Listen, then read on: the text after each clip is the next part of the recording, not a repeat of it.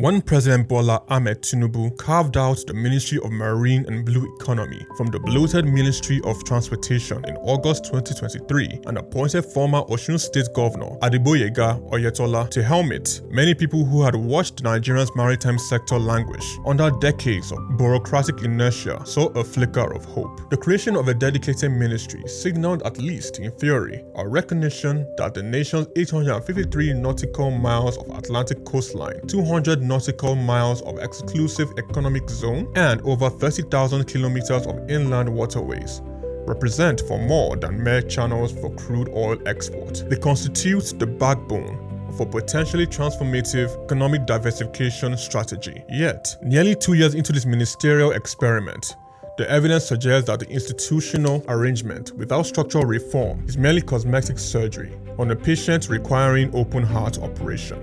To understand the magnitude of this challenge, one must first appreciate the historical context. Under the Ministry of Transportation, maritime affairs were treated as an afterthought, subsumed beneath road and rail infrastructure. For Nigeria, the marine and blue economy presents perhaps the last frontier for genuine economic diversification away from dependency of hydrocarbons. The tools are available, the law exists. What is lacking is the political will to confront the vested interests that have benefited from Nigeria's maritime underdevelopment.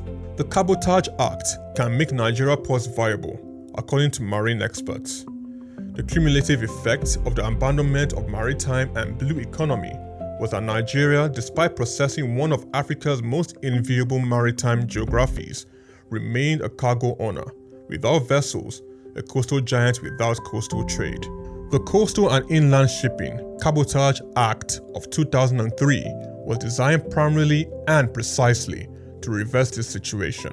Its strategic intent was ambiguous: restrict domestic coastal trade to Nigerian-flagged vessels, empower indigenous operators, create employment, and retain revenue within the domestic economy.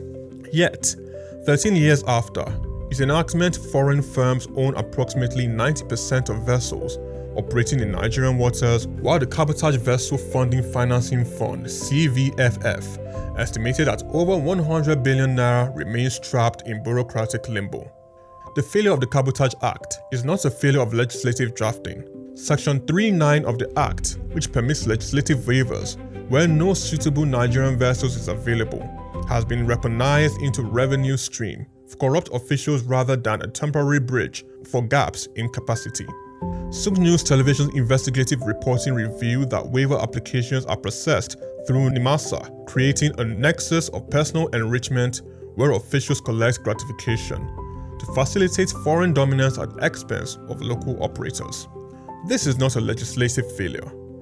The appointment of Oyetola should have represented a decisive break from the past. Instead, what we observe is the continuation of the same superficial arrangement that characterized his predecessors.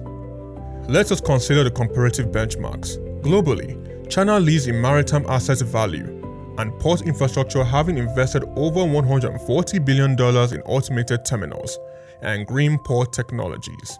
Greece dominates global ship ownership by tonnage, controlling approximately 21% of the world's fleet through a combination of favorable tax regimes and strategic financing. Singapore stands as the most prominent maritime service and technology hub, processing over 130,000 vessel calls annually and generating maritime services valued at over $10 billion.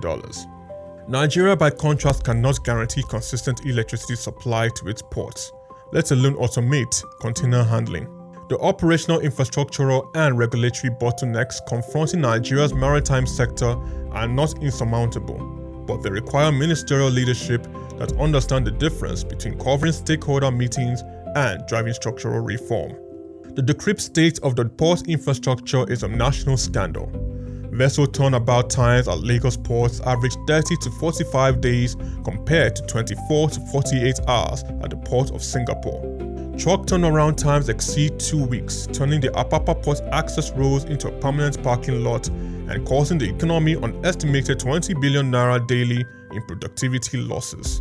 Bureaucratic corruption remains endemic, with multiple agencies conducting overlapping inspections that serve no purpose other than to create opportunities for extortion.